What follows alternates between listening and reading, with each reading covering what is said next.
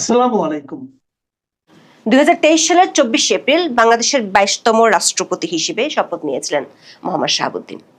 এই সোয়া 3 বছরে 3টি ভিন্ন ভিন্ন সরকারকে শপথ পড়িয়ে অনন্য রেকর্ড করে ফেলেছেন তিনি। তবে সে রেকর্ডের আড়ালে আছে 1.5 বছরের বেশি সময় ধরে পর্দার আড়ালে গৃহবন্দী হয়ে থাকার কাহিনীও। 2024 সালের অক্টোবরের শেষ দিকে ইউনূসের অনুসারীদের আন্দোলনের সময় বাংলাদেশের সংবাদ মাধ্যমের শিরোনাম হয়েছিল রাষ্ট্রপতির বিদায়ের ক্ষেত্র প্রস্তুত। তবে ওই সময় বিএনপি এবং দেশীয় কিছু পক্ষের অনীহায় শেষ পর্যন্ত ইউনূস ও তার অনুসারীদের চাওয়া পূরণ হয়নি। এমনকি ত্রয়োদশ জাতীয় সংসদের প্রথম অধিবেশনেও জামায়াত ইসলামী ও এনসিপি রাষ্ট্রপতি শাহাবুদ্দিনের পদত্যাগের দাবিতে সোচ্চার হয়েছিল। সে যাত্রায়ও টিকে যান তিনি। তখন সুযোগ থাকা সত্ত্বেও বিএনপি সরকার রাষ্ট্রপতি পদে পরিবর্তন করেনি। সূত্রগুলো বলছে এবার রাষ্ট্রপতি পদে পরিবর্তনের কথা ভাবছে বিএনপি সরকার। বিএনপির শীর্ষ মহলের একটি সূত্রে জানা গেছে, বিএনপি যে রাষ্ট্রপতি পদে পরিবর্তনের কথা ভাবছে সেটি রাষ্ট্রপতি মোহাম্মদ শাহাবুদ্দিনকে জানিয়ে দেওয়া হয়েছে। ত্রয়োদশ জাতীয় সংসদ নির্বাচনের পর বর্তমান বিএনপি সরকারের শীর্ষ মহলের সাথে রাষ্ট্রপতির যতটা ভালো সম্পর্ক দেখা গিয়েছিল, গত কিছুদিন ধরে সে সম্পর্ক আগের মতো নেই। রাষ্ট্রপতির ঘনিষ্ঠ একটি সূত্র জানিয়েছে, সরকারের শীর্ষ মহল থেকে বার্তা পেয়ে তিনিও মানসিকভাবে প্রস্তুতি নিতে শুরু করেছেন। তবে বিষয়টি নিয়ে রাষ্ট্রপতির দপ্তর কিংবা বিএনপির শীর্ষ মহলের কারো প্রতিক্রিয়া পাওয়া যায়নি। এদিকে মাত্রই সংসদের দ্বিতীয় অধিবেশন শেষ হয়েছে, সে কারণে 2 মাসের আগে নতুন রাষ্ট্রপতি নির্বাচনের সুযোগ থাকছে না। সেক্ষেত্রে স্পিকার কি তাহলে অস্থায়ী রাষ্ট্রপতির দায়িত্ব পাচ্ছেন? তার চেয়ে বড় প্রশ্ন, ইউনূসের আমলে রাষ্ট্রপতির পদত্যাগ ঠেকানো বিএনপি নিজেদের ক্ষমতায় যাওয়ার 5 মাস পর কেন রাষ্ট্রপতির পদে পরিবর্তনের কথা ভাবছে? বিস্তারিত জানতে চলুন যাওয়া যাক বিশ্লেষণে। বাংলাদেশের ত্রয়োদশ জাতীয় সংসদ নির্বাচনের মধ্য দিয়ে শুধু ক্ষমতার পট পরিবর্তনই হয়নি, দেশটির রাষ্ট্রপতি মোহাম্মদ শাহাবুদ্দিনও হাঁপ ছেড়ে বেঁচেছিলেন। সে কথার স্পষ্ট ইঙ্গিত পাওয়া গিয়েছিল রাষ্ট্রপতির সাক্ষাৎকারে। বিএনপি ক্ষমতা আসার মাত্র 6 দিনের মাথায় চলতি বছরের 23শে ফেব্রুয়ারি রাষ্ট্রপতি মোহাম্মদ শাহাবুদ্দিনের সাক্ষাৎকার ছাপা হয়েছিল দৈনিক কালের কণ্ঠে। কালের কণ্ঠের নির্বাহী সম্পাদক ওই সাক্ষাৎকারের শুরুতেই জানতে চেয়েছিলেন রাষ্ট্রপতি কেমন আছেন।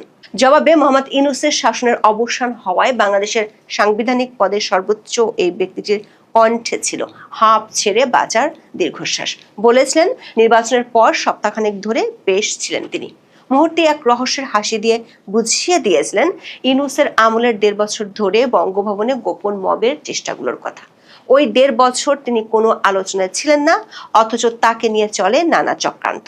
রাষ্ট্রপতি কালের কণ্ঠকে দেয়া সাক্ষাৎকারে অভিযোগ করেছিলেন, দেশের শান্তি শৃঙ্খলা চিরতরে ধ্বংস করার এবং সাংবিধানিক শূন্যতা সৃষ্টি করার অনেক পায়তারা হয়েছিল ইউনূসের আমলে।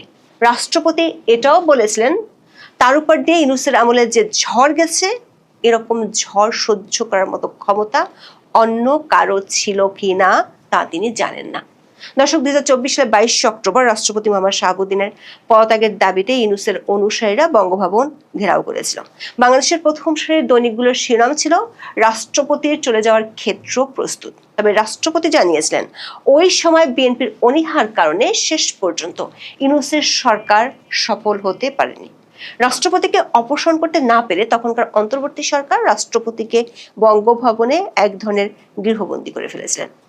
বিদেশে বাংলাদেশের দূতাবাস ও মিশনগুলোতে মৌখিক নির্দেশে রাষ্ট্রপতির ছবি সরিয়ে ফেলা হয়েছিল। চিকিৎসার জন্য দেশের বাইরে যেতে দেওয়া হয়নি, এমনকি ঈদের নামাজ পড়তে জাতীয় ঈদগাহে যেতে দেওয়া হয়নি বলে অভিযোগের কথা জানিয়েছিলেন রাষ্ট্রপতি। বিএনপি ক্ষমতা আসার পর রাষ্ট্রপতি এবং বঙ্গভবনের অবস্থার উন্নতি ঘটে। প্রেস উইং সহ ইউনূসের আমলের বাদ দেওয়া অনেক সুবিধা রাষ্ট্রপতির দপ্তরকে বিএনপি সরকার ফিরিয়ে দিয়েছিল। বিএনপি নির্বাচনে জেতার পর রাষ্ট্রপতি পদে পরিবর্তন হচ্ছে এবং রাষ্ট্রপতি পদে বিএনপির সম্ভাব্য নেতাদের নামও বাংলাদেশের গণমাধ্যমে ছাপা হয়েছিল। শুরুর দিকে বিএনপির শীর্ষ মহলের সাথে রাষ্ট্রপতির ভালো সম্পর্কের বিষয়টি লক্ষ্য করা গিয়েছিল। রাষ্ট্রপতি প্রধানমন্ত্রী একসাথে ঈদের নামাজ পড়েছেন, শহীদ মিনার ও স্মৃতিসৌধে একসাথে শ্রদ্ধা জানিয়েছেন। এমনকি স্বাধীনতা দিবসে প্রধানমন্ত্রী তারেক রহমান কন্যা জাইমা রহমানকে সাথে নিয়ে রাষ্ট্রপতির সাথে সাক্ষাৎ করেছিলেন। এর মধ্যে গত মে মাসে স্ত্রীকে নিয়ে রাষ্ট্রপতি চিকিৎসার জন্য লন্ডনও গিয়েছিলেন। রাষ্ট্রপতির দপ্তরের সূত্রগুলো বলছে, বিএনপি ক্ষমতা আসার পর সুসম্পর্কের যে লক্ষণগুলো দেখা গিয়েছিল, গত 1 মাস ধরে সে পরিস্থিতির পরিবর্তন ঘটেছে। বাংলাদেশের সংবিধানের 48-5 অনুচ্ছেদ অনুযায়ী যে কোনো বড় বিদেশ সফর শেষে রাষ্ট্রপতিকে অবহিত করা প্রধানমন্ত্রীর জন্য একটি আইনি বাধ্যবাধকতা। আবার যে কোনো দেশের সাথে চুক্তি হলে সেটি সম্পর্কে রাষ্ট্রপতির মাধ্যমে সংসদকে অবহিত করতে হয়। বিগত অন্তর্বর্তী সরকারের আমলে মোহাম্মদ ইউনূস 15টি দেশ সফর করলেও কোনো সফর থেকে ফিরে তিনি রাষ্ট্রপতির সাথে দেখা করেননি। আবার মার্কিন যুক্তরাষ্ট্রের সাথে বিতর্কিত বাণিজ্য চুক্তি করার সময় সংসদ না থাকলেও আইনি বাধ্যবাধকতা অনুযায়ী সে চুক্তি সম্পর্কে রাষ্ট্রপতিকে অবহিত করা হয়নি। রাষ্ট্রপতি মোহাম্মদ শাহাবুদ্দিন এ নিয়ে একটি সাক্ষাৎকারে ক্ষোভ প্রকাশ করেছিলেন। বর্তমান বিএনপি সরকারের আমলে প্রধানমন্ত্রী তারেক রহমান এখন পর্যন্ত 2টি দেশ সফর করেছেন। মালয়েশিয়া ও চীন সফর শেষ করে দেশে ফিরে এখনো পর্যন্ত তিনি রাষ্ট্রপতির সাথে দেখা করতে যাননি। বঙ্গভবনের একাধিক সূত্র বলছে, গত 12ই মার্চ ত্রয়োদশ জাতীয় সংসদের প্রথম অধিবেশনের প্রথম দিনে রাষ্ট্রপতি ভাষণ দেওয়ার সময় জাতীয় সংসদে নজিরবিহীন ও উত্তপ্ত পরিস্থিতির সৃষ্টি হয়েছিল। রাষ্ট্রপতি মোহাম্মদ শাহাবুদ্দিন অধিবেশন কক্ষে প্রবেশ করার পরপরই বিরোধী দল জামাত ইসলামী এবং জাতীয় নাগরিক পার্টি বা এনসিপির সংসদ সদস্যরা দাঁড়িয়ে বিক্ষোভ দেখিয়েছিলেন। এমনকি এ সময় তাদের হাতে জুলাইয়ের গাদ্দার সংবলিত বিভিন্ন প্ল্যাকার্ড দেখা যায়। তখন বিরোধী দলের পক্ষ থেকে রাষ্ট্রপতির পদত্যাগের দাবি জানানো হলেও বিএনপি সে পথে হাঁটেনি।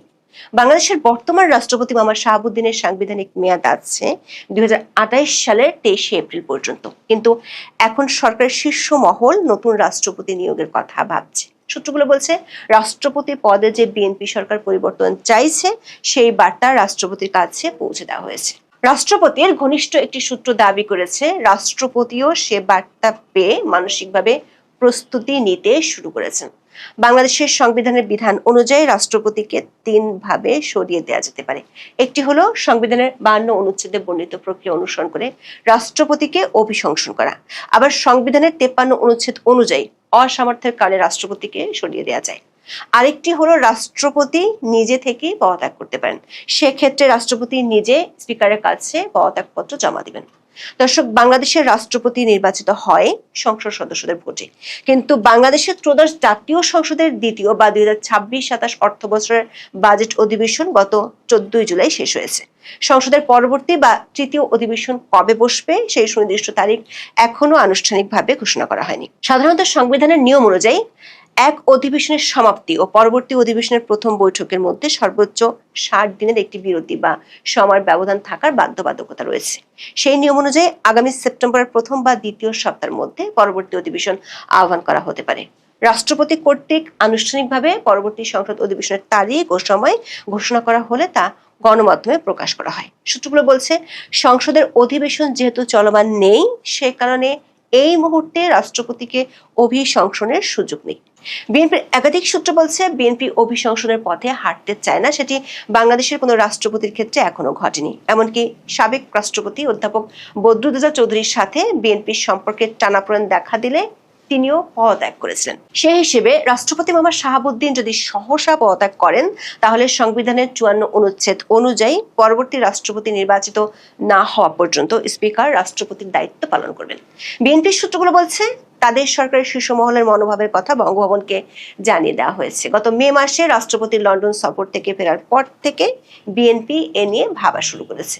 এ বিষয়ে বঙ্গভবনের কোনো প্রতিক্রিয়া জানা যায়নি। রাষ্ট্রপতির ঘনিষ্ঠ একটি সূত্র বলছে, রাষ্ট্রপতি সরকারের সিদ্ধান্ত অনুযায়ী সরে যেতে চান। সরে যাওয়ার প্রস্তুতি তিনি অনেক আগেই নিয়ে রেখেছেন। রাষ্ট্রপতি মোহাম্মদ শাহাবুদ্দিন ত্রয়োদশ জাতীয় সংসদ নির্বাচনের আগে রয়টার্সকে দেয়া এক সাক্ষাৎকারে বলেছিলেন, নির্বাচিত সরকার আসলে তিনি চলে যেতে চান। অবশ্য নির্বাচনের পরে আরেকটি সাক্ষাৎকারে বলেছিলেন, বিএনপি চাইলে থাকবেন আর না চাইলে সসম্মানে বিদায় নিতে চান। তবে বাংলাদেশের ইতিহাসে বঙ্গভবন থেকে আনুষ্ঠানিকভাবে বিদায় নিতে পারা একমাত্র রাষ্ট্রপতি ছিলেন আব্দুল হামিদ। তিনি বাংলাদেশের একমাত্র ব্যক্তি যিনি টানা দ্বিতীয় মেয়াদে 10 বছর 41 দিন রাষ্ট্রপতির পদে অধিষ্ঠিত ছিলেন।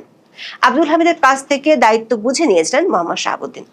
সরকারি একটি সূত্র বলছে, বাংলাদেশের 2টি বিরোধী দলের পক্ষ থেকে রাষ্ট্রপতি শাহাবুদ্দিনের ব্যাপারে আপত্তি আছে।